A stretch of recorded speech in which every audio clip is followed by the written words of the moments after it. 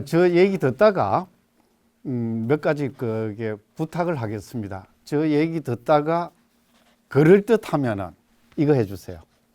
고개를 좀 끄덕거려 주세요. 그리고 잘 모르면은 이해가 잘 안 된다 하면은 왜요? 이렇게 갸웃한 거 있죠. 그러면 제가 그걸 보고서 맞춰서 그게 하겠습니다. 그리고 나 질문 시간 드릴 때 부탁이 있습니다. 질문은 쉬운 거 해달라는 겁니다. 그럼 되겠죠? 그게 이제까지 하는 게 아마 이게 통일 전쟁과 관련된 것이 많았을 겁니다. 근데 이게 우리나라로서 지금 처음이죠. 네, 우리나라 처음인데 임삼수 박사한테서 이게 강의를 좀 해달라는 소리를 들었을 때 삼국 통일 전쟁인데 그 통일 전쟁에서 마지막 승자는 누굽니까? 백제 고구려 신라 중에서 신라 통일했잖아요, 그죠? 그 삼국 이 통일에 대해서 아주 긍정적인 평가도 있지만은 부정적인 평가도 많아요. 좀 알죠? 긍정적인 평가는 뭐예요?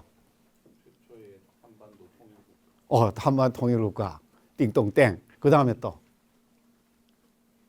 그걸 끝이요? 그렇게 됨으로써 또 뭐 이루어진 게 있잖아요. 그건 대답하지 말고. 예.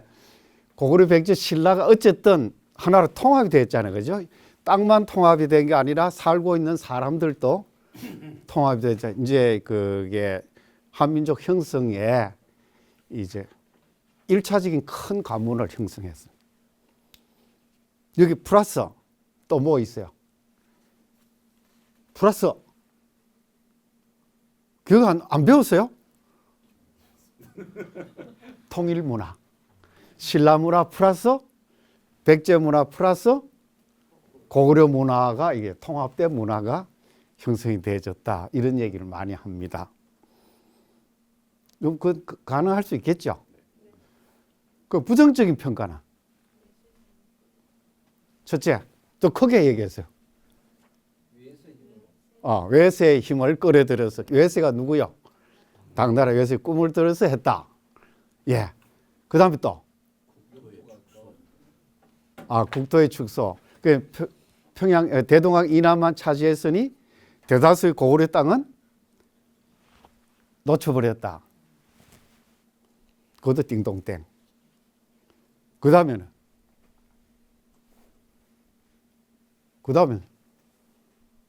없습니다. 대개 이제 부정적인 거는 두 가지입니다. 이게 긍정적인 측면은 정건대사 조선시대 이것까지 이어졌어요. 그러나 이제 그게 한말 일제강점기에 이제 독립운동 하잖아요.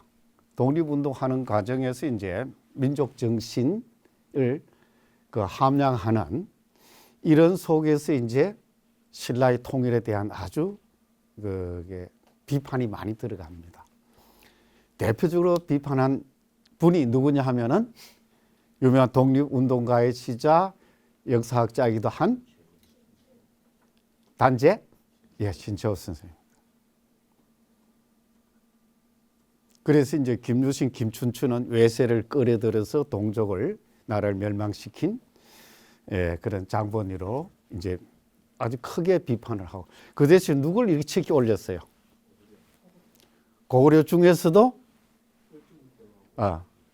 을지문덕이니 또는 수나라의 군대를 물리친 을지문덕이든지 또는 당나라 군대를 물리친 영계소문 이런 걸 자주 올렸습니다. 이러한 거는 이 오늘날까지도 아직 이어져 오고 있어요. 이어져 오고 있는데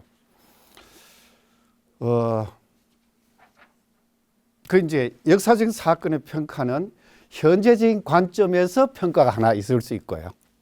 그 당시 상황에서 평가가 있을 수 있습니다. 그 당시 상황. 그럼 이제 현재적인 관점에서 봤을 때 아까 이제 외세를 끌어들이고 그다음에 고구려 땅의 대다수를 잃어버렸다는 그 평가는 이게 가능할 수가 있습니다. 그런데 그 당시의 상황에 들어가면 어떻게 될 거냐? 그 당시 상황. 이제 삼국이 고구려 백제 신라가 서로 그 먹느냐 먹히느냐 이런 상황일 때 살아남는 방법. 특히 신라가 그 시기에 고구려가 그게 7세기 후반에 들어오면은 이제 그 고구려가 백제가 이렇게 좀 연결이 되거든요. 그러면 삼국 중에서 이제 둘이 연결되면 하나 고립이잖아요. 살아남는 방법은 뭐예요? 살아남는 방법. 독자적으로 살아남기 어려우면은 어떻게 해야 돼? 누가 손잡아야 된다 했지. 그래 당과 손잡았다. 또 이렇게 보면 또 그 당시 상황에 보면은 또 신라의 입장은 충분히 이해도 될 수가 있다. 이런 게 이제까지 그 평가였는데 이번에 이제 임삼주 박사가 이제 삼국 통일 전쟁 가지고 얘기를 해달라고 했을 때 지금 이 얘기 해봐야 뻔한 거 아니야? 그래 뭐 어떻게 얘기할 건가 하다가 이게 아이디어가 하나 떠올랐습니다. 오늘날 우리 국제적인 상황입니다. 미국의 그게 트럼프 대통령이 휘두르는 게 뭐예요? 예?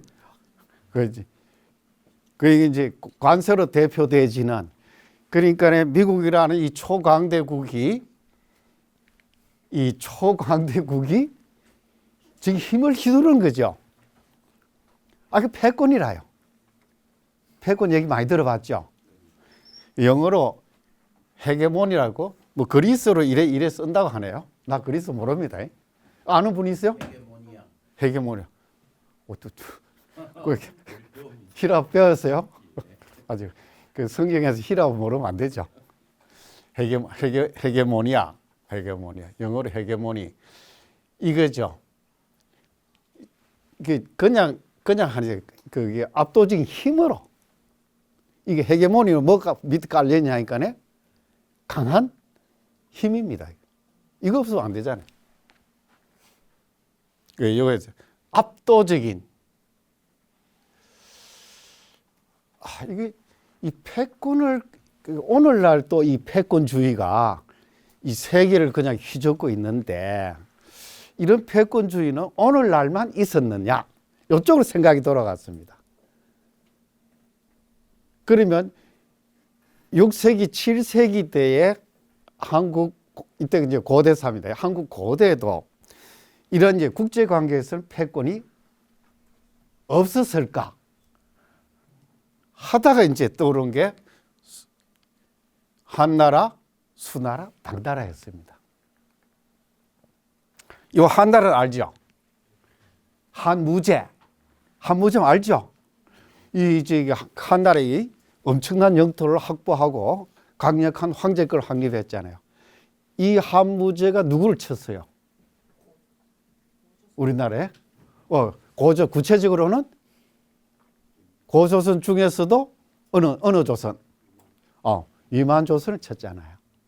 그래서 위만조선을 멸망시키고 뭘 뒀어요? 한사군. 그러니까 위만조선 땅에 중국의 군현이 설치된 거 아닙니까? 그 이유는 없었습니다. 없다가 이제 패권이 이 패권 국가로 나타난 게 수나라와 당나라다. 그럼 이 수당이라고 이 강대한 이 제국에 대해서 한반도에 있던 삼국이 이 패권을 어떻게 대항했느냐? 이 각도에서 보면 어떻게 했냐? 그러면 좀 더 다르게 볼 수 있지 않겠느냐? 그런 생각 안 들어요? 왜 이게 없습니까, 이게? 그럼 또 안 그리면 뭐 이게 뭡니까? 이 긍정적으로 보고 부정적으로 보고 이 얘기하다 맞느냐 아니냐 이 실험해봐야 끝이 안 납니다. 그래서 이제 그 각도에서 한번 보자고 했습니다. 그래서 이제 이 강연 준비를 하게 되었어요. 솔직히 얘기할게요. 요 강연을 맡기 전까지는 패권에 대해서는 전혀 생각을 못했습니다. 뭐 다른 분은 했는지 모르겠는데 여러분 했겠죠? 안 했어요? 저는 솔직히 못했습니다. 그래서 이런 생각을 할 수 있게 한 우리 임 박사한테 감사합니다. 사람이 뭔가 새로운 게 떠오르려 하면은 그냥 자유롭게 놔둬도 될 때가 있지만은 좀 이렇게 강제할 때도 좀 필요해요.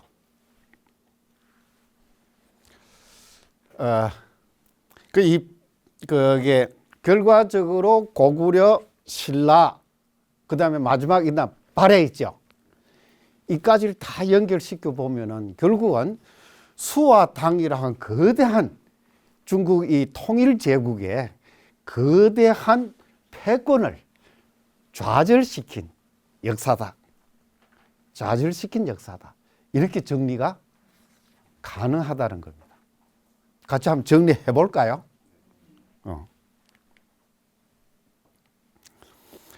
이 중국 대륙이 여러분 지금 5호 16국 알죠? 5호 16국. 그 5호는 뭡니까? 5호. 다 배웠는데 그죠? 그 만리장성 북쪽에 있던 흉노, 뭐 선비족, 저족, 갈족, 뭐 그다음 또 뭔지 하나도 모르겠다. 강족. 이게 이제 만리장성 북쪽에 살고 있던 유목족입니다. 유목족들이 만리장성을 넘어와서 서진 말에 서진을 멸망시킵니다. 서진은 뭐냐면 중국 삼국시대 있죠. 삼국시대 끝나고 사마이의 후손이 세운 통일 왕조가 진나라죠. 이 진나라가 5호 16국한테 쫓겨 내려가서 남쪽으로 갑니다. 그래서 남쪽으로 내려간 거를 동진, 원래 있던 진나라를 서진 이렇게 불렀는데 이 5호 16국이 이게 16개의 왕조가 이게 멸망했다 또 다른 왕조가 들어서고 하다가 완전히 이제 그게 북이한테 북이로 통일이 되어집니다. 이 밑에는 이게 서진이 망하거나 동진이 했다. 동진이 망하고 난 다음에 송나라, 제나라, 양나라, 진나라. 요 진은 묵을 진자입니다. 맨 마지막에 진은 이런 이제 요거 나와 있네요. 예, 이겁니다. 56국 그 남제 송제 양진 이렇게 되어 있습니다. 56국 시대 그다음 요 북이하고 남조가 요럴 때는 요 시대를 우리가 남북조 시대 이랬죠. 남북에서 56국 시대나 남북조 시대나 한마디로 얘기하면은 분열의 시대입니다. 중국 이 대륙이 통일이 안 됐잖아요. 분열의 시대. 분열의 시대 때는 힘이 약해요. 고구려 백제 신라가 쫙 일어난 시기도 바로 이때입니다. 분열의 시대 때예요. 중국 왕조가 분열돼 있을 때 삼국이 힘 좀 썼고요. 그것뿐만 아니라 주변의 나라들도 힘을 좀 썼고 중국 왕조가 통일되고 나면 주변 쪽은 굉장히 정복당하든가 굉장한 압박을 느낍니다. 그러다가 이게 이제 수나라가 통일을 해버렸어요. 수나라. 요 이제 지도가 작아서 그렇지 중국 왕조를 그게 이렇게 나누어져 있던 걸 하나로 합쳐버렸습니다. 분열된 게 통합되면 어떻게 돼요? 그 힘은 엄청난 힘이 발휘해요. 그렇게 엄청난 힘이 있게 되면은 이 힘이 가만 안 있습니다. 어떻게 해요? 뻗어 나가려 하잖아요. 뻗어. 그래서 통일을 한 수나라도 이제 이쪽으로 만주 쪽으로 이제 뻗어 나가려고 합니다. 뻗어 나가려는 게 누가 버티고 있어요? 고구려가 버티고 있는 거래. 한쪽은 동방으로 진출해 가지고 이쪽을 다 평정하겠다 하는 욕심. 그 다음에 고구려는 어떻게 하는지 여기에 맞서 가지고 살아야 되겠다는, 살아야 되는 발버둥. 그럼 양자는 어떻게 돼요? 충돌할 수밖에 없습니다. 하나가 고개 숙여버리면 되는데 고구려 고개 숙일 줄은 없잖아요. 그래서 이제 이렇게 분열돼 있을 때는 이른바 이게 그 중국 대륙의 세력, 동쪽의 세력, 북쪽의 세력, 서쪽의 세력 사이에 엔간하게 세력 균형이 이루어졌습니다. 지도법 대가 이해되시겠죠? 세력 균형이 이어졌는데 통일되고 나니까 이 세력 균형이 깨져 버린 겁니다. 세력 균형을 깬 이 그 수왕조가 1차적인 동방 정책에서 1차적인 타겟은 아까 얘기한 대로 고구려였다. 그래서 이제 고구려하고 한판 승부를 벌리지 않을 수가 없었다는 것입니다. 이런 세계됩니다. 589년 수나라가 남조 진나라를 멸망시키고 통일했습니다. 이런 쪽이 국제질서 추구입니다. 이렇게 세력 균형 상태를 근본적으로 뒤흔들어 버렸다. 수의 통일이.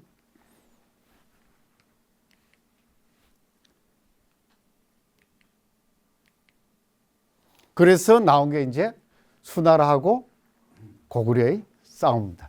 4차례에 걸쳐 싸우는데 가장 결정적인 전쟁이 뭡니까? 이건 써놨다, 그죠? 이거 안 보고도 아는 거죠? 네, 살수대첩입니다. 고구려가 준비를 하고 특히 살수 수양제가 친정을 했습니다. 이 제2대 황제입니다. 수양제. 합쳐가지고 한 117만, 호활 200만이라 했습니다. 이거 대단하죠, 군대. 그래 이제 이른바 이제 100만 대군을 동원해가지고 고구려를 치는 겁니다. 이건 거꾸로 얘기하면 뭡니까? 고구려의 힘이 그만큼 강하다는 얘기요. 1, 2만 가지고, 1, 20만 가지고는 고구려를 물리칠 수 없다는 반증입니다. 그 고구려도 만만치 않다는 거죠. 그걸 보여줍니다. 그래서 자꾸 이제 수나라 군대가 동원 많이 했다 이것만 강조하지 말고 나중에 할 때는 이렇게 동원을 할 수밖에 없을 만큼 고구려의 힘도 강했다는 걸 강조해 줘야 된다는 겁니다. 그래 뭐 이제 이거 그게 몇 차례 이렇게 싸우다가 잘 안 돼서 수양제가 이제 우중문과 우문술로 하여금 30만 별동대 뽑아가지고 이제 고구려를 직진해서 공격하도록 합니다. 이때 이제 총사령관이 우중문인데 군사들이 101분의 식량과 피복, 병장기, 천막 등을 운반하는데 무게가 한 50kg 됐답니다. 그 군대 하려면 이제 자면은 야전 이거 있어야 될 게 아니에요. 그 다음에 이제 무기 들여야 되죠. 근데 뭘 싸가지고 가야 되다.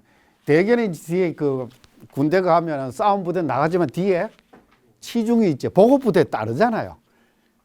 근데 그게 그 보급부대 따르면 전진이 늦어진다고요. 그러니까 그 전진을 빨리 하기 위해서 각자 자기 뭘 가져가라는 거예요. 그러면서 빨리 가라고 하는 거예요. 50kg. 미안합니다. 한 몇 킬로 돼요? 제가 64kg입니다. 나 짊어지고 그 내 무게가 짊어지고서 이제 가야 되는 거죠. 빨리 가라 독촉은 하지 무겁지 어떻게 합니까? 꼭 필요한 것만 빼고 그동안 식량은 가다 보면 해결되겠지. 버려버린 이런 상황까지 가다 보면 물자 부족이 나오게 되어집니다. 이때 이제 고구려의 장수는 잘 알려진 을지문덕이고 한번 찾아갑니다. 찾아가요. 그래서 이제 별동대 상황을 파악하는데 총사령관 우중문하고 우문술이 그게 을지문덕 잡아 죽이려고 했더니 밑에 이게 다른 장수가 아주 강하게 그 반대를 해가지고 살아 돌아왔습니다. 이게 보면 을지문덕 어느 면에서는 좀 무모한 것 같아요. 사실 적진에 들어갈 때 그 생명 보장이 됩니까? 상대편 적군의 장수입니다. 여러분 같은 어떻게 하겠어요? 우중문 우문수를 했을 때 내가 저거 찾아왔어요. 어떻게 하겠어요? 잡아 죽일 가능성이 제일. 이거 고려의 복입니다. 그러면서 이제 상황을 보고 나서 싸우는 방법이 뭡니까? 쳤다가 물러났다, 쳤다가 물러났다. 이거 하는 거죠. 이게 작전입니다. 작전하는 쪽은 괜찮은데 이걸 쫓아가는 쪽은 굉장히 피곤 힘이 들죠. 그런 속에서 이제 수나라 수군도 고구려군한테 깨져버렸습니다. 이 수군이 제대로 와야 뭐가 군량 보급되잖아요. 이런 상황에서 을지문덕이 우문중에게, 우중문인데 잘못 썼네요. 거지 항복 보내면서 우중을 시를 하나 보냈죠. 이거 잘 알려져 있죠. 신책구 천문이고 묘상궁질이고 성정 전성공기고 지족 원운지. 이미 족함을 알았으면은 막 거치시오. 돌아가라는 거야.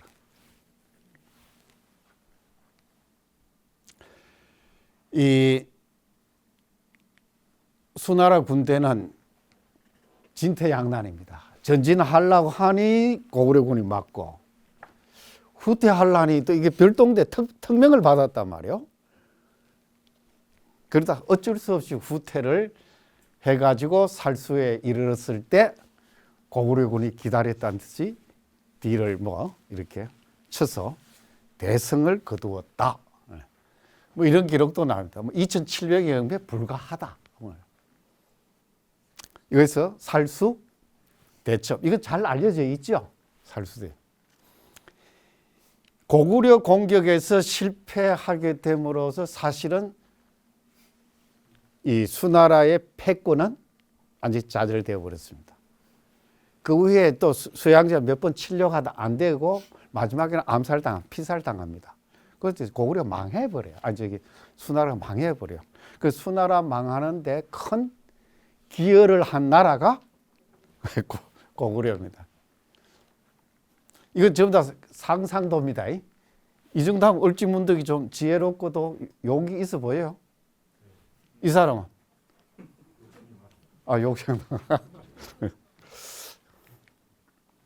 이런 이제 그게 기록화 도로. 조선 헌족 13년에 안주에다가 을지문덕 석상을 세웠다 하는데 여기 저기 갑옷 같은 거 보이죠? 이게 왜 찾다 보니까 저희도 몰랐어요. 이거 하나 좀 찾아봤습니다. 그 다음에 당나라 전쟁.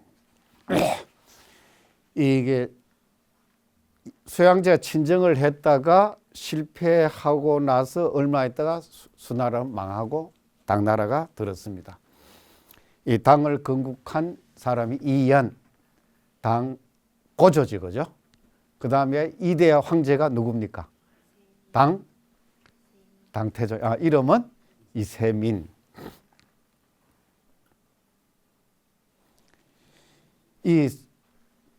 당 고조 때는 그래도 이제 그게 통일의 뒷 과정을 이제 수습했기 때문에 이 동쪽으로 크게 고개를 돌리지 못했지만 당태종 때 와서 또 달라집니다.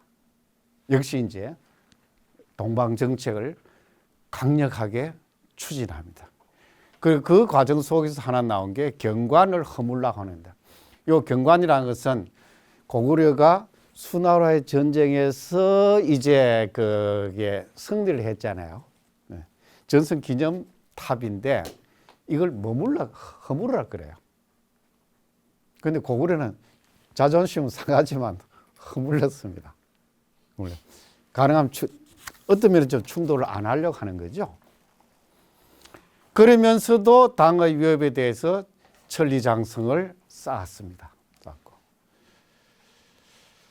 이 과정에서 그 다음에 당나라는 어떠한지 고구려를 침략하기 위해서 그 고구려에 대한 여러 가지 정보를 수집을 하는데 그 한 대표적인 사례가 있어요. 진대덕이라는 그 사신이 고구려로 왔는데 이 사람이 그 고구려로 와서 이제 평양까지 가야 되잖아요. 그러면 중간중간에 여러 이제 군현을 거쳐야 되잖아요. 그 군현의 수령들한테 뇌물을 줘요. 나 좀 경치 좀 구경하겠다. 한번 돌아다녀요. 사실 돌아다니게 해서는 안 됩니다. 왜? 지세를 파악하고 여러 가지 정보를 수집하는 거예요. 아, 근데 그거 허락했다고. 왜? 뇌물은 참 달콤한 모양입니다. 지금 뇌물 좀 받아봤어요? 못 받아봤어? 받아봤어요? 뇌물 받아 처지가 안 되는 모양이에요. 뇌물은 달콤한 모양이래요. 뇌물 얘기 나왔으니까 딴 얘기 하나 할까요? 뭐냐 하면은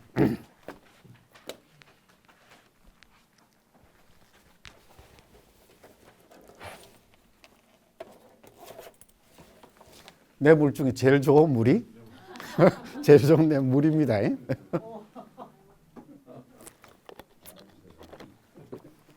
저는 뇌물 안 받았습니다. 뇌물입니다. 뇌물.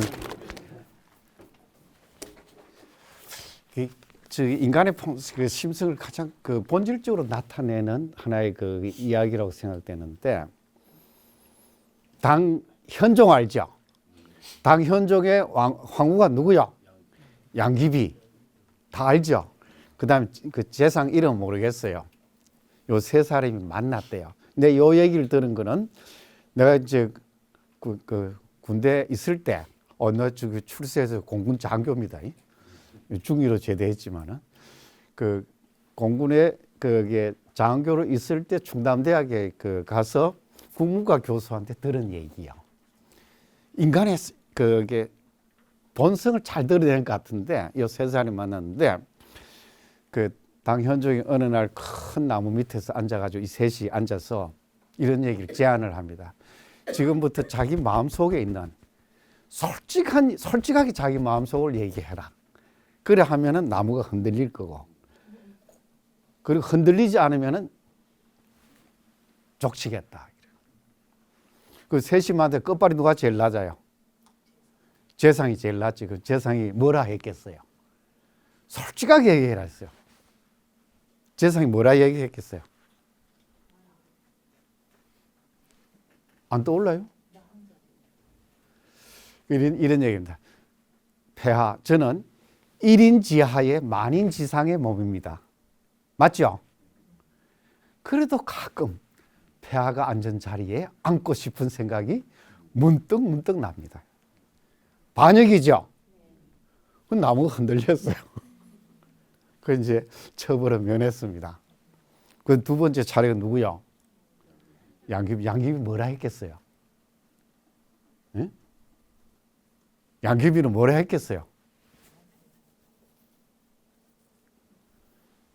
저는 만성천자를 모시는 몸인데 그래도 젊은 사람을 보니 그 품에 안기고 싶은 생각이 문득 납니다. 이랬다. 이 말 됩니까? 근데 어떻게 했어요? 나무가 흔들렸어요. 그 다음 당 현종은 뭐라 했겠어요? 응? 아, 죽이고 싶다. 아, 그런 생각 나겠지. 이 자식 이 반란 일으키려고 2년 말이야. 응? 엉뚱한테 눈 돌리고 이렇게 될 게 아니야. 그 당현종의 얘기는 그게 아니야. 나는 온 천하를 가진 사람인데 그래도 뒤로 주는 뇌물이 좋더라. 나무가 흔들렸대요. 나 그 얘기 듣고 권력과 성욕과 재물이죠. 재물. 이건 오늘날 또 마찬가지. 뭐 하다 이런 얘기를 했죠? 뇌물. 이 뇌물 주고 나서 산천을 돌아다니면서 그거 했어요. 정보 다 했어요. 당태종한테 보고합니다.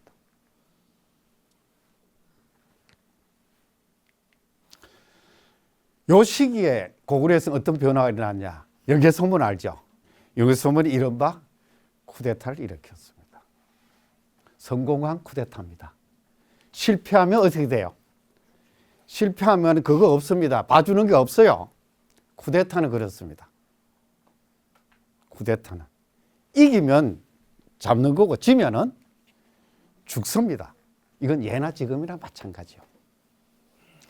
그래서 쿠데타를 잡았다가 실패한 사람들 어디에 실려? 반역열전에 실려 있어요.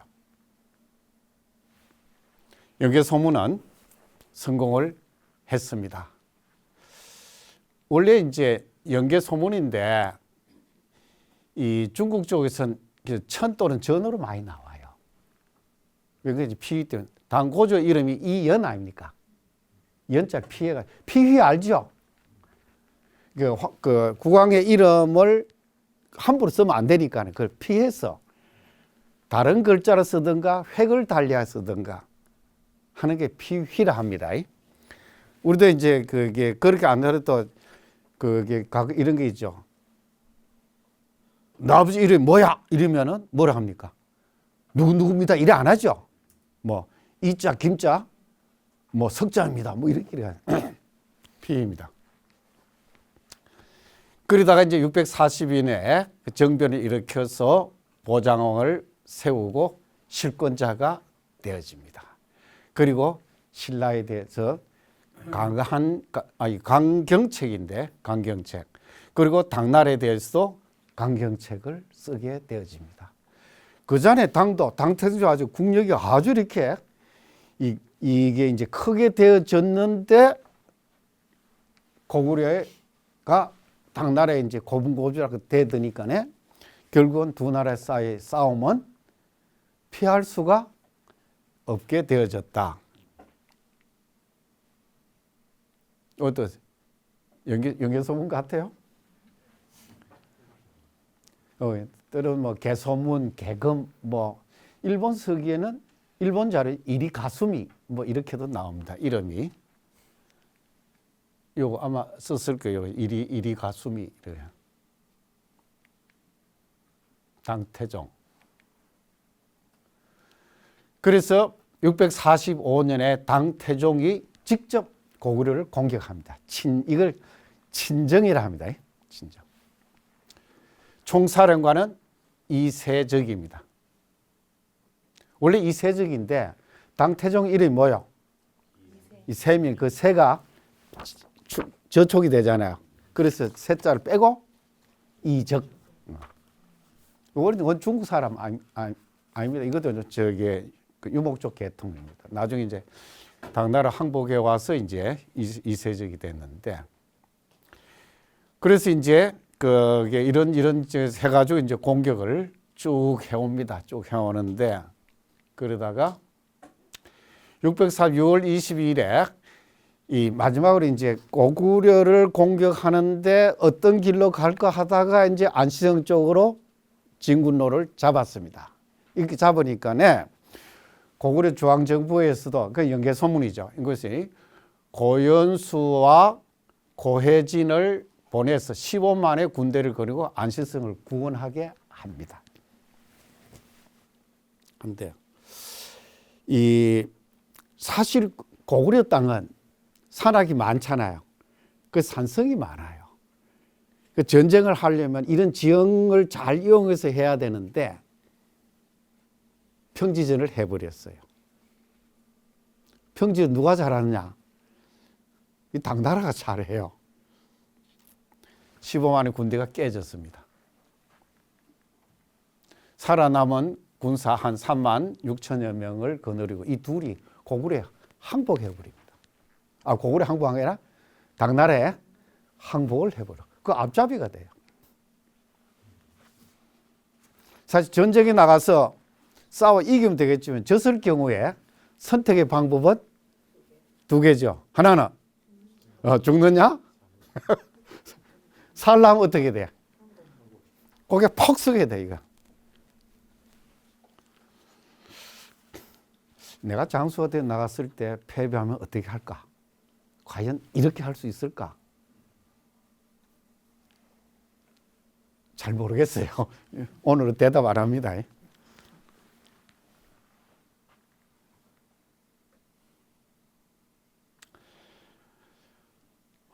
이제 상황이 이렇게 돌아갑니다. 안시성 공격하니까 고연수 앞잡이 세워가지고 항복을 권유하고 고구려 중앙정부에서는 또 이제 군사 지원도 안 되고 자, 안시성 이제 고군분투합니다. 이런 걸 가지고. 예? 지원도 없지. 오로지 남아있는 이 군대만 가지고 싸워야 되고.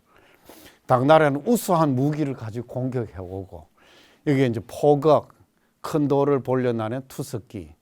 이런 게 있죠. 이 돌 이렇게 탁 하면 탁 가는 거. 이거 이제 그게 그 석투라 하기도 합니다. 석투라. 이거는 포거라. 중국제는 포거입니다. 충거 또는 충차 이렇게도 하는데 이거 있죠. 큰 나무가 이제 연필처럼 깎아가지고 뭡니까? 성문. 예? 그런데도 안시성은 버텨냅니다. 이때 안시성을 지키고 있던 고구려 장수의 이름이 누구입니까?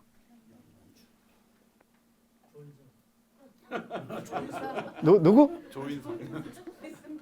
안시성이라는 영화 찍을 주인공 배우였습니다. 조인성이? 네.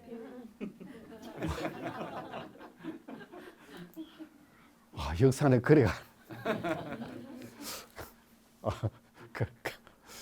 조인성. 솔직히 뒤에 얘기 나옵니다만은 역사서에는 이름이 안 나와요. 참 아까워요. 그 뒷날 조선에 들어왔어. 양만춘 이런 형태로.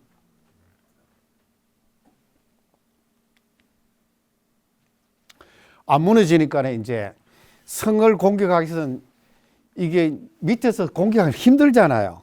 그럼 공격하기 쉬운 거는 위에서 보면서 공격하기 쉽잖아요. 보면서 공격하려니까 토백을 또 올립니다. 60일에 걸쳐가지고 50만을 동원해서 성벽보다 높게 토산을 쌓는 거라. 성벽보다 높게 그럼 올라가서 하는 거죠. 근데 이제 성벽이 무너져 버려요. 그 틈을 타가지고 고구려군의 토산을 점령해 버리는. 그러다 날씨는 추워지고 군량도 떨어지고 안시성 포위 88일간 했지만은 안 돼요. 날씨 추워지지 먹을 건 없지 방법은. 그때서 그게 안시성은 끄떡없이 그냥 버티고 있지. 방법은 뭡니까? 방법은 후퇴하는 방법. 서둘러 퇴각을 합니다. 저는 이것을 안시성 이게 이제 저는 안시성 대첩이라 해서 살수 대첩이죠. 대첩은 크게 이기는 거죠. 한산도 대첩 뭐 이래야 그지? 명량 대첩하듯이 이것도 안시성 대첩해도 될 것 같아요. 근데 이 당태정도 좀 보통 인물은 아니네요. 안시성 성주가 올라가서 잘 가라고 이렇게 절하니까 그가 성을 잘 친 걸 취하하며 비단 100피를 내렸다. 뭐 이런 기사가 나옵니다. 근데 얼마나 황급하게 갔는지 요하를 건널 때 이게 진흙창입니다. 진펄이라요. 그러니까 말이나 이게 수레는 이게 안 되잖아요. 그래서 심지어 당태종 자신까지 내려가지고 수레를 밀었대요. 얼마나 황급했으며 또 얼마나 한편에서는 황제가 직접 내려가서 수레 밀었다. 이걸 어떻게 표현을 해야 돼요? 그만큼 이게 철군하는 게 힘들었다는 모습입니다. 이거 끝나고 그러면서 후퇴하면서 당태종 이런 이야기입니다. 만약 위증이 살아있다면 나로 하여금 친정을 하지 않게 하였을 것이다. 이렇게 후회를 했다고 합니다. 위증이 누군지 압니까? 위징. 좀 들어봤어요? 당태종 때 정치를 뭐라 그래요? 당태종 연호가 정관입니다. 정관지치 이렇게 하죠. 이 정관지치를 이루는데 가장 핵심적인 역할을 한 인물이 누구야? 어떻게 알아요? 위증인지.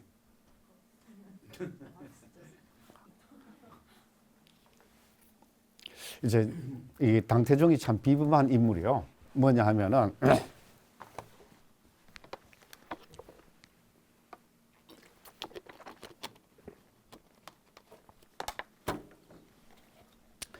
당태종이 첫째 아들이 아닙니다.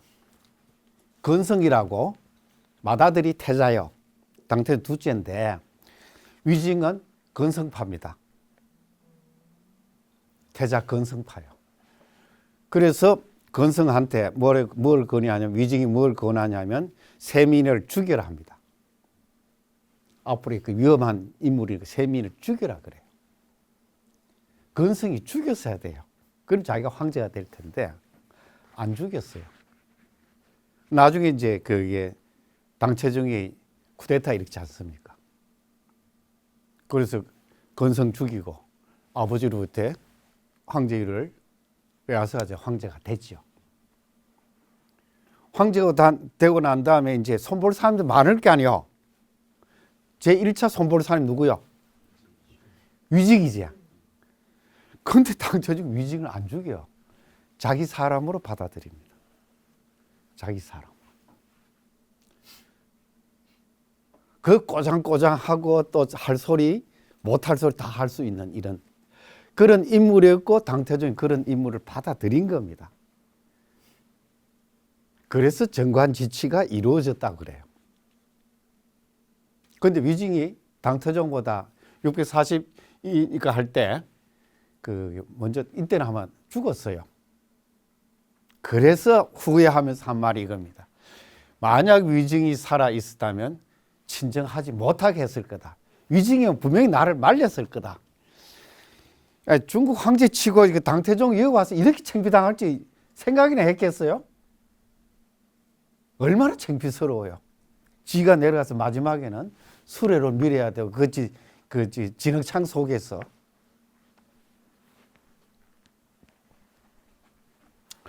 고려 후기 문에는 안시성 당태종이 눈에 화살을 맞았다는 이야기가 전해져 오기 때문에 이 얘기 좀 들은 게 있죠. 그런데 이게 사실이 아닐 거로 봅니다. 이후 당태종은 또 고구려 원정을 준비해서 중도에 쓰러져 죽습니다. 그러면서 유언이 뭐냐면 고구려 원정을 그만두라는 거예요. 고구려. 이래서 당태종의 패권도 고구려에 의해서 이 좌절이 되어졌다. 이해가 되십니까? 안시성. 이게 그림은 조금 그렇다 그죠? 안시성 대첩도.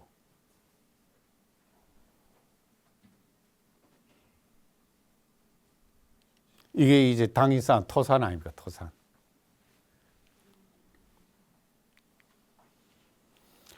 그 안시성 대첩에 대한 후대의 평가입니다. 조선 중기 이래 야사에는 안시성 성주를 양만춘이라 하고 있습니다. 참 아쉽습니다. 왜 그때 고구려 기록에도 왜 이게 안시성 전투의 승리를 이끈 성주 이름이 왜 기록에 안 남았는지 참 아쉽습니다.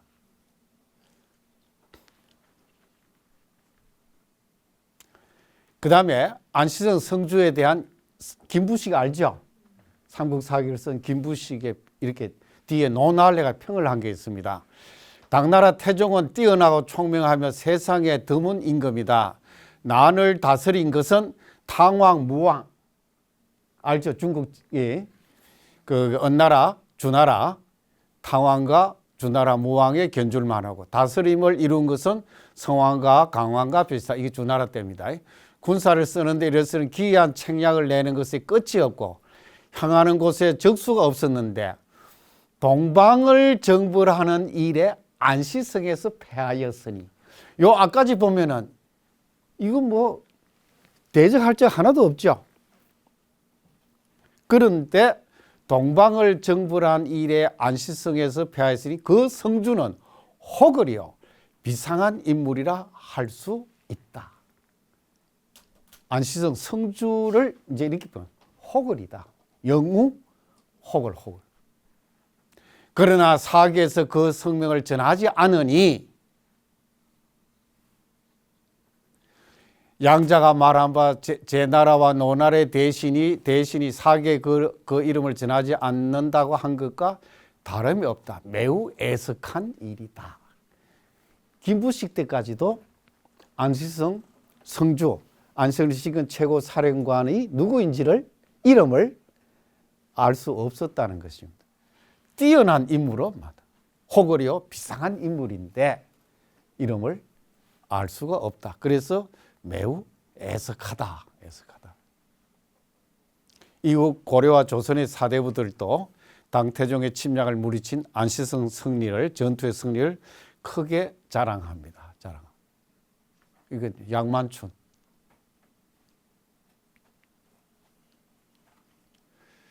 이 여몽 전쟁 알죠? 고려 때 몽골이 그 고려로 침입하지 안 거 아닙니까? 뭐 저는 6차례 해가지고 한 30년간에 걸쳐서 고려를 공격했는데 마지막에 이제 그게 원종이 그 이제 원나라에 이제 그 고개를 숙이고 이제 항복하려 했을 때 원세조가 이런 얘기를 했다. 당 태종조차 굴복시키지 못하는 나라의 태자가 스스로 왔으니 이는 하늘의 뜻이다. 이제 고려를 고구려 후예로 본 겁니다. 고려 후예로. 그리고 고구려를 뭐라 하냐면 당 태종조차 굴복시키지 못한 나라. 이게 고구려고 그 뒤를 이은 고려의 태자가 이런 얘기입니다. 임진왜란이 일어났을 때 명나라 병부에서 조선은 2년한 기자의 후예라서 하늘의 돌봄이 돈독하고 두터워 한무지와 당 태종도 멸할 수 없었던 나라. 뭐 이런 식으로 이제 중국에서도 이제 평가를 했다는 겁니다. 그래서 총평을 하면은 결국은 당의 특히 당태종의 강력한 패권을 완벽하게 좌절시킨 전쟁이 이제 안시성 대첩이다. 그래서 이렇게 되면서 이게 국제 질서가 유지되어 버린 거죠. 만약입니다. 이때 고구려 졌으면 뭐 돼요? 고구려 멸망되면 어떻게 돼요? 그 다음에는 그 뭐 백제 신라 먹는 거야 좀 안 쉽겠습니까? 그래서 동북아와 한반도에서 큰 분기점이 되는 승리다 이렇게 얘기할 수가 있다는 겁니다. 그 다음에 이제 당태종은 패권 확립에 실패를 했는데 그 이후 당이 고종 때 들어와 가지고 패권 확립을 할 뻔하다가 다 돼가다가 안 돼버렸습니다. 그게 이제 신라의 삼국 통일과 발해의 성립입니다. 이 신라 삼국 통일은 아까 앞 시간에 잠깐 얘기했습니다만은 고구려와 백제가 서로 연동되어 있는 상황에서 자기가 살아남는 방법. 이거는 당과 손을 잡는 수밖에 없습니다. 사실 그게 642년에 백제가 대하성 함락합니다. 대하성 어딘지 알죠? 합천입니다. 합천 지나면은 그 다음에 낙동강 건너면은 창녕, 그 다음에 청도 이렇게 넘어가면 신라 수도입니다. 굉장히 위기입니다. 그래서 김춘추가 고구려에 들어갑니다. 백제 좀 쳐달라고. 그런데 고구려가 조건을 붙여요. 계림령 이북, 계림령이니까 지금 뭡니까? 조령, 이북 땅을 내놔라. 그러면 도와줄게. 김춘추가 할 수 없잖아요. 그래서 군사 어느 실패를 하고 나서 당에 들어갑니다. 그래서 당태종하고 나당 동맹을 맺습니다. 그 합의 내용이 이겁니다. 1차 공격은 백제로 한다. 고구려 작 쳐봐야 안 돼요. 혼자 힘으로 고구려를 멸망시키지 결과적으로 멸망시키지 못했죠. 안 돼. 그래서 신라의 그 건의를 받아들여서 1차 공격 목표는 백제다. 백제가 이걸 전혀 눈치를 못 챘어요. 사실 바다 건너 있기 때문에 공격에 오리란 생각은 못한 것 같습니다. 이른바 의표를 찌른 것 셈이 되어집니다. 그 다음에 두 번째, 제일 중요한 게 고구려와 백제를 멸망시키고 나서 해결해야 될 문제가 뭐냐. 고구려 땅, 백제 땅 누가 가질 거냐는 거예요. 이게 제일 중요하죠. 멸망시키는 게 또 1차적으로 중요하지만 가장 중요한 거는 땅 따먹기입니다. 당은 당대로 더 많이 가지려 할 거고 신라는 신라대로 가지려 할 거고. 그래서 합의 본 게 대동강 이남은 신라가 차지한다. 김춘추는 최대의 이 확보를 한 것 같습니다. 그러나 막상 이게 요건 어제하면 671년에 문무왕이 당나라 장군 서린객에게 보낸 요 이제 뭡니까 신라가 대당 전쟁을 할 때 상황입니다. 당태종이 백제와 고구려를 평정한 이후 평당 이남과 백제 토지는 아울러 신라의 것으로 하겠다. 뭐 이런 말을 했다고 이제 나오고 있습니다. 그런데 사실 국제 간의 약속은 반드시 지키는 건 아닙니다. 안 지켜도 됩니다. 실제로 백제를 멸망시켰습니다. 660년. 이거 알죠?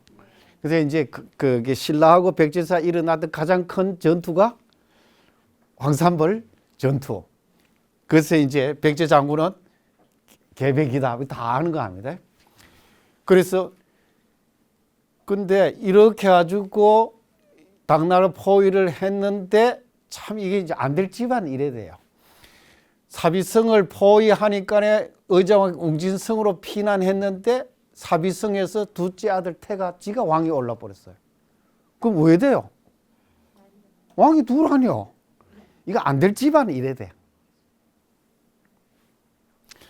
그 다음 이래서 이제 사비성이 함락되고 그래서 7월 18일에 웅진성을 지키고 있던 장군은 웅진방령인데 예식지라는 사람이 이제는 살 길을 찾아가지고 어야냐 의장을 사로잡아서 당나라한테 항복해요. 의장 싸워보지도 못하고 그래서 망합니다. 망하고 난 다음에 백제 고지를 백제 옛땅 누가 차지했어요? 신라가? 당나라가 차지해. 당나라.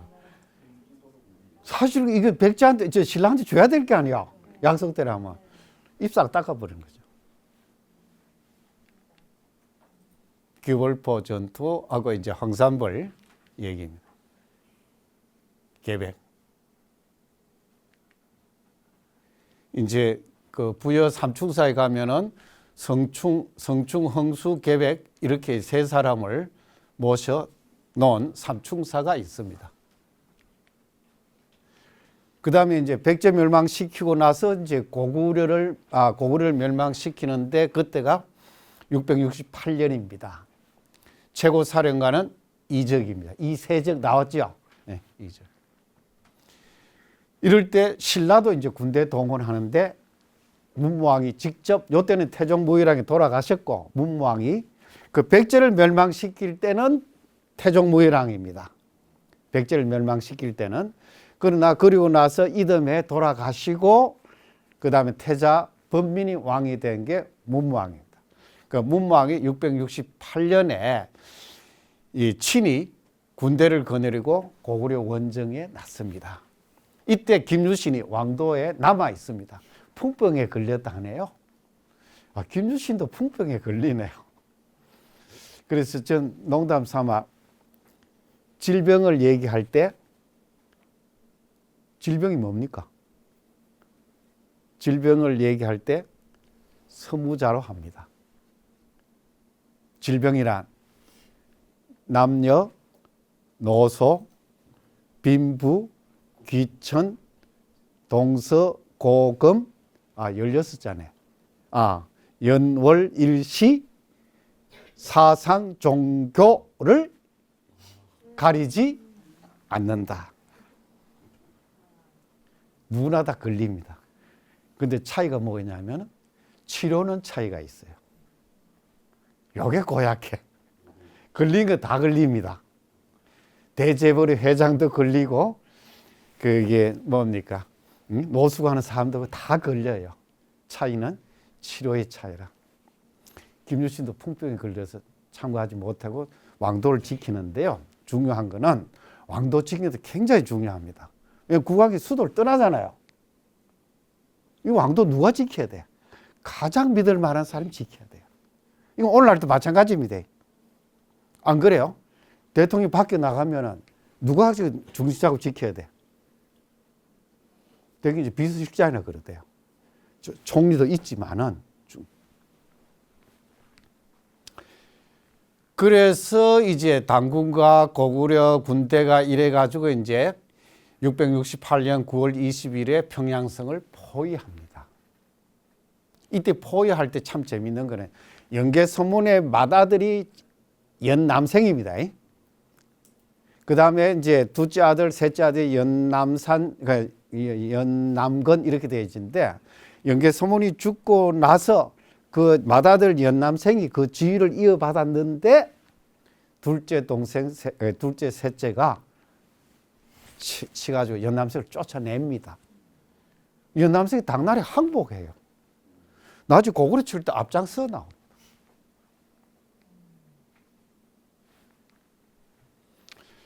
그래서 보장왕은 항복하면서 이제 그게 서기전 37년에 건국해가지고 668년에 망했으니까 705년에 멸망합니다. 그래서 이적은 이제 왕과 왕족들 20여만 명을 이끌고 철군합니다. 고구려 땅 누가 차지하는 거예요? 이것도 역시 당이 차지합니다. 이 딱 차지하고 나면은 이제는 거의 패권이 거의 다 돼 가잖아요. 그런데 백제가 망하면서 백제 부흥운동이 일어납니다. 3년에 걸쳐 가지고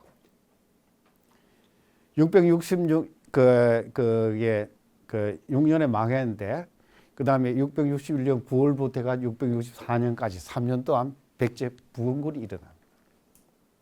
이런 장군들입니다. 복신, 도침, 이 여자진, 흑치상지 이런 사람들. 나당 점령군이 있는 상황입니다. 나당 점령군이 있는 상황에서 부흥운동이 일어나요. 이건 우리 역사에서 처음입니다. 3년 동안. 그리고 외에 가 있던 의장 아이들 부여풍을 모셔서 왕으로 옹립합니다. 왕이 있고 그 밑에 장군들이 있고 군대가 있고 땅이 있고 이게 뭡니까? 나라 아닙니까? 그럼 이걸 뭐라 불러야 할 건가 하다가 제가 붙인 이름이 부흥백제국입니다. 그럴듯하죠? 이거 좀 더 하세요 이거. 네? 그러나 문제는 이제 부흥군 장군 사이에 이게 분열이 일어나가지고 마침내 이게 망하게 되는데 최종 전투가 664년 9월 나당연합군이 백강구에서 백강구는 금강 하구입니다. 오늘날. 그래서 백제 부흥국 외 연합수군을 대파를 합니다. 대파를. 그래서 부흥 백제국은 멸망하는데 이때 이제 풍왕이 항복하지 않고 고구려로 피신을 해요. 고구려 들어가서 또 부흥운동합니다. 그러다가 668년에 고구려가 망하면서 아까 한 20만 명 붙잡아 갔다 그러죠. 그 속에 또 붙잡혀 갑니다. 그래서 당나라 변방에서 쓸쓸하게 죽었습니다. 끝까지 항복하지 않고 부흥운동을 한 사람이 풍왕입니다.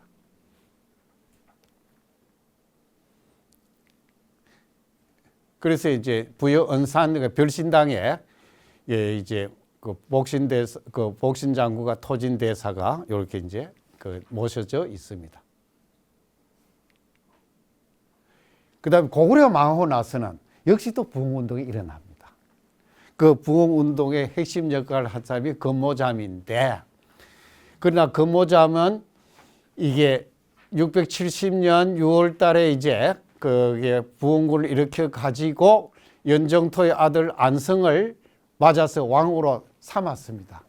삼고 나서 고구려 영토 안에서 버티기 어려우니까 신라로 들어옵니다. 여기 이제 백제 부흥 운동과 좀 달라요. 백제 부흥 운동은 점령군이 있는 그 백제 옛 땅에서 일어났는데, 여기는 고구려 옛 땅에서 일어났지만은 그러나 이제 더 이상 버티기 어려서 신라로 들어와서 신라가 받아들여 줍니다. 그래서 안성을 이게 이제 그게 보덕궁왕으로, 고구려 왕으로 책봉했다고 후일 이제 보덕궁왕으로 책봉을 합니다. 이건 신라의 입장에서 보면은 신라선 최초로 제후국을 거느리게 되었습니다. 이해가 되시죠? 그래서 나중에 이제 삼국을 통일하고 난 그 뭡니까? 당나라군을 물리치고 난 다음에는 보덕국 없앱니다. 없애버려요. 그래서 어쨌든 백제가 망하고 부흥군이 일어났다. 고구려가 망하고 부흥군이 일어났다. 이거는 아직까지 당의 패권에 일시적이나마 저항이 있다는 얘기죠. 저항이 있었는데, 그런데 이 저항을 1차적으로 끊어낸 게 신라의 대당 전쟁입니다. 사실 그 당태종하고 신라 김춘추하고 아까 그 전쟁이 끝나고 나서 영토 문제 합의했다 하잖아요. 대동강 이남은 신라가 차지한다 했는데 실제 고구려 백제 멸망시키고 나니까 모든 땅은 당나라 땅이 되고, 그러면서 신라가 당이 이제 신라를 당나라의 하나의 이제 제후국으로 삼으려 뭐 계림 대도독부 삼고 뭐 이런 식으로 나가버려요. 이러되면은 신라가 그렇게 힘들어 나름대로 최선을 다해 싸웠는데 얻은 건 뭐예요? 얻은 것 하나도 없습니다. 도리어 당이란 더 큰 힘의 압박을 받는 거죠. 그럼 이때 신라가 선택해야 될 일은 뭡니까? 고개 팍 숙이든지 아니면은 싸우든지. 후자를 택했습니다. 대당 전쟁을 벌려요. 약 한 7년간에 걸쳐가지고. 그래서 지기도 하고 이기기도 합니다. 그런데 이 칠중성 대파 이거는 지금 그 양주 쪽입니다. 그 다음에 이제 또 신라군이 이기기도 하고, 그러다가 육전에서 가장 핵심적인 전쟁은 676년 매초성 전투인데, 매초성 이게 이제 경기도 양주 쪽인데요. 당나라 이건행이 거는 20만의 당군을 신라가 격파합니다. 뭐 이게 된 배경 속에는 이게 그 돌궐 쪽이 서쪽에서 크게 이제 공격해 오니까 당이 그게 이 동쪽에 이렇게 그 집중할 수가 없었다 하는 그런 이제 그 국제적인 조건도 있습니다만은 어쨌든 신라는 당군을 크게 격파했습니다. 이래서 이제 이건행 이 매초성 전투에서 승리함으로써 육전에서 주도권을 잡습니다. 육전에서. 그 다음에 또 하나가 676년 11월에 기벌포. 이게 기벌포도 역시 뭐 건강하구가 되어진다. 사찬 시득이 그런 신라 수군이 서린교가 그 당나라 수군하고 대소 22해전을 싸워 4,000명의 목을 베는 성과를 거둡니다. 이 당시 당나라 수군은 이제 이거죠. 동아시아에서는 이겁니다. 이 당나라 수군하고 붙어가지고 22번 싸웠던 거예요. 한번 붙다가 결판 안 하면 또 다시 정배가 또 싸우고. 대소 22해전입니다.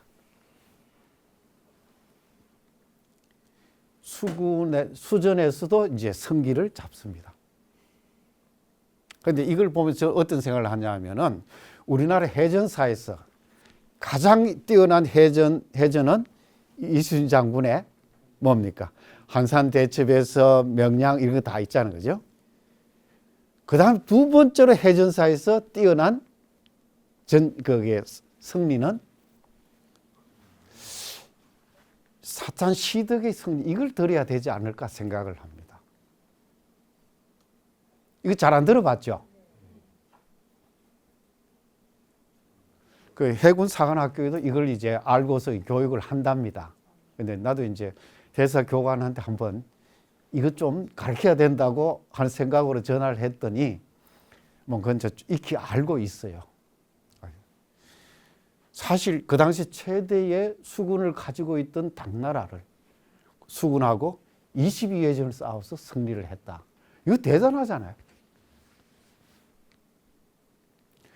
그래서 해전의 승리를 거두고 육전의 승리를 거두니까 당이 더 이상 버티기 어려워서 평양에 두었던 안동도부를 요동성으로, 그 다음에 그 부에 두었던 이게 웅진도덕부를 건안성으로 옮기게 됩니다. 그러면서 신라는 대동강에서 원산만에 이르는 지역을 차지하게 되어진다. 이 전쟁을 함으로써 이제 당태종하고 승리함으로써 당태종하고 약속했던 그게 실현이 되어졌는데, 이 실현은 당태종의 당이 약속을 지켜서 된 게 아니고 신라가 쟁취한 겁니다. 쟁취한 거예요. 그러나 쟁취는 했지만은, 그러나 고구려 땅의 대다수는 아직까지 당나라거든요. 그러면 당은 100% 패권을 확립하지 못했지만은 50% 이상은 패권을 확립했다. 이렇게 얘기할 수 있겠죠. 이해가 됩니까?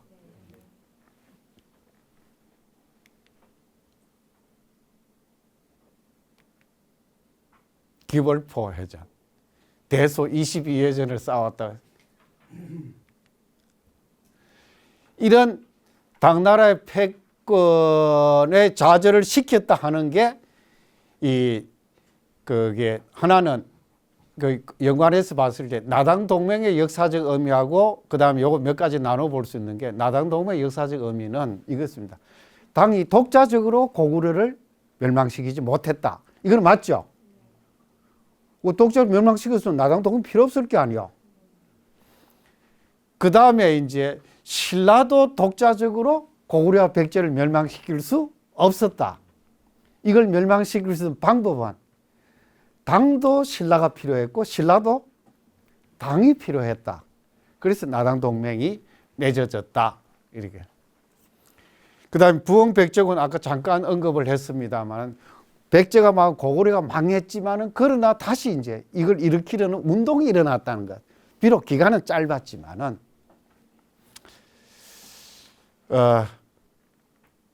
그래서 이런 양은 당의 패권 확립에 일단의 그 한계성을 보여준다. 그 100% 패권을 확립하지 못하였다는 걸 보여준다는 겁니다. 그러다가 대장전쟁의 승리의 역사는 당태종과 그게 김춘추에 맺어졌던 그 약속을 신라가 실현을 했다는 것. 아까 얘기했던 신라가 쟁취했다는 것. 그래서 이제 그 당의 동북아에서의 패권 확립은 2차적으로 좌절이 되어진다. 근데 마지막 좌절시킨 건 누구냐? 이거 땅 차지했죠. 뒤에 이제 발해가 서게 되어지는데, 마지막 좌절은 발해입니다. 발해 알죠? 발해를 세운 사람은 누구요? 대종이고, 이 동모산에서 이제 나라를 건국하는데 추격해 오는 고구려 당나라 군대를 천문령이라는 이 전투에서 승리를 거둡니다. 승리를 거둠으로써 나라를 세울 수 있는 토대가 갖추어졌고, 마침내 동쪽으로 옮겨와서 동무산에서 이 건국을 하게 됩니다. 최초의 국호는 진국입니다. 제주 국호는 진국이고 698년인데, 그 다음 713년에 당나라 현종이 발해 군왕으로 책봉을 하게 됩니다. 이걸 받아들이면서 국호를 발해로 바꾸어요. 책봉 받은 호로. 저 개인적으로 이게 좀 아쉽습니다. 국호는 이러면 지가 정해야 되잖아요. 그렇잖아요.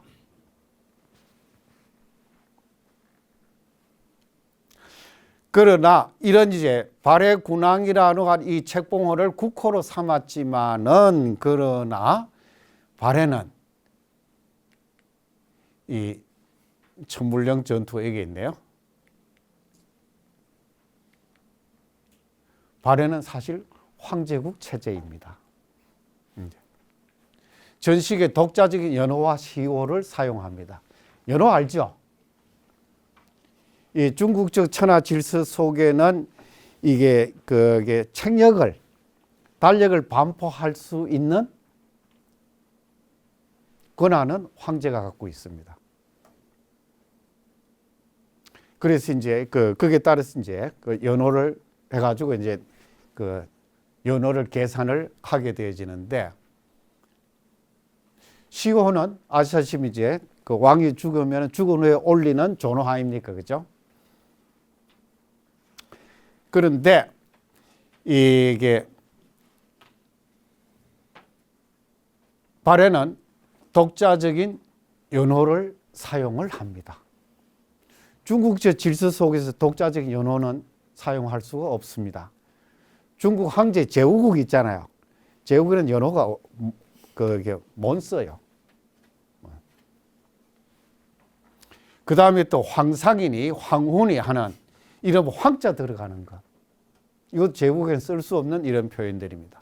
그 다음에 그래서 황제와 관련된 용어를 사용한 천손의 자손임을 자처합니다. 그리고 중앙에 최고 부수로 삼성을 둡니다. 소위 이게 당나라의 그 통치 조직을 얘기할 중앙 통치 조직을 할 때 삼성 육부 체제를 하잖아요. 이 체제가 그대로 받아들입니다. 다만 이름이 다릅니다. 이건 정당성, 선조선, 중대성 했는데, 그는 뭐 문화성이다, 상서성이다, 중서성 하는 게 있죠. 육부는 이호, 예병, 그 이부, 예부, 호부, 경부 이런 게 있잖아요, 그죠? 병부하는. 근데 요거는 이제 인이, 그 충, 인이, 예지 이런 식으로 이제 그게 이름을 달리했습니다. 그 다음에 오경제를 운영을 했습니다. 그리고 전성기의 발해에 대해서 해동의 성국이라 성대한 나라 이렇게 칭해졌습니다. 이 발해국의 그리고 이제 발해가 성립하게 됨으로써 대동강 이남 남쪽에는 신라가 있고, 그 다음에 그 이북에는 그 이전에 그 고구려의 그 땅은 거의 대다수를 발해가 차지합니다. 발해가 차지합니다. 그런데 이 발해가 어떤 발해냐? 고구려를 계승했다고 나옵니다. 스스로. 727년에 그 발해 무왕이 일본에 보낸 국서에 발해가 고구려의 옛 땅을 회복할 것, 부여의 유속을 지니고 있다. 그 다음에 750 문왕은 일본에 조문사를 보내면서 고려국왕 대헌무 이렇게 얘기합니다. 고려국, 발해국왕이라 해야 되잖아요. 근데 고려국왕이라 하고. 일본도 이 대헌무를 답서를 보낼 때 그 답서 속에 고려국왕이라고 이렇게 표현을 해요. 일본 평성궁 출도 목관에도 발해의 사신을 고려 사신이라고 하고 있다는 것. 764년 쓰여진 이 동대사 고문서에도 발해인을 고려인이라 했다는 것. 그러니까 그 발해는 국호는 다르지만은 그 내면적으로 완전히 고구려를 계승한 나라 이렇게 인식을 하고 있었다고 하는 것입니다. 이렇게 보면은 그래서 이제 남쪽에 그 신라가 있고 북쪽에 발해가 있는 요 시대를 뭐라 부를 거냐. 근데 조선 후기의 실학자인 유독공은 발해고라는 책에서 남북국 시대로 불렀습니다. 이거 많이 들어봤죠? 물론 이제 연구자에 따라서 통일 신라와 발해라고 부르는 분들도 있고, 또는 남북국 시대가 부르고 있는데 아마 지금은 이제 남북국 시대로 부르는 게 이제 아마 그게 그 중고등학교 교과서에도 남북국 시대로 이제 나오고 있습니다. 그럼 남북국 시대 그 성립의 역사적 의미가 뭐냐 했을 때, 첫째는 이제 발해했으면 고구려의 부활입니다. 고구려의 영토를 거의 다 차지합니다. 그래서 당이 이렇게 되면 당이 만주 지역의 고구려를 영토를 차지하는 30년 정도밖에 되지 않습니다. 668년에 고구려 멸망시켰잖아요. 그 다음에 발해가 건국되기 698년이거든요. 요때만 고구려 만주 지역을 차지했지 나머지 차지하지 못했다는 것입니다. 그래서 660년에 백제를 멸망시키는 그것, 그 다음에 668년에 고구려를 멸망한 그 시점과 비교를 해봤을 때 남북국 시대가 성립된 거하고 660년 당시 상황과 비교해 봤을 때 어떤 차이가 있냐면은 백제만 없어졌을 뿐이지 하등의 변화는 없었다. 이걸 뭐로 할 수 있냐면은 이겁니다. 지도 보면 딱 됩니다. 이게 통일해. 요게 이제 그 고구려 백제 신라가 있을 때 모습이죠. 모습인데 이게 660년 당시의 상황입니다. 그러다가 이제 698년 발해가 들어서고 나니까 이쪽은 신라가 이쪽은 고구려 아닙니까? 뭐가 없어졌어요? 요것만 없어졌잖아요. 당은 뭐가 있어요? 당나라 차지한 거는. 이거하고 이거 비교해 봤을 때 뭐가 있어요? 아무것도 없죠. 그래서 남북국 시대가 되면서 완벽하게 당의 패권은 좌절되었다. 이제 그게 이런 관점에서 이제 마지막 정리를 하면 앞서 모두에 말씀드린 대로 신라의 삼국 통일에 대해서 또는 통일 전쟁에 대해서 긍정론도 부정론도 있습니다. 이건 앞에 얘기가 되어졌습니다. 그런데 이제 이런 관점에만 그게 볼 수도 있지만은 또 관점을 달리해서 봤을 때 국제 정세라고는 이 상황과 연계시켜 봤을 때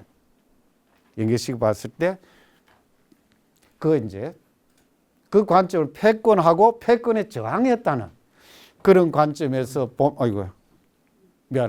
그런 관점에서 보면은 발해의 건국과 그 다음에 신라의 대당 전쟁의 승리, 그 다음에 발해의 건국, 이로 인한 남북국 시대의 성립은 당의 패권주의를 완전히 좌절시킨 것이다.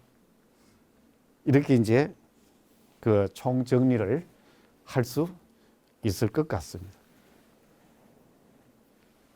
저 얘기는 이 정도로 마쳐도 되겠죠?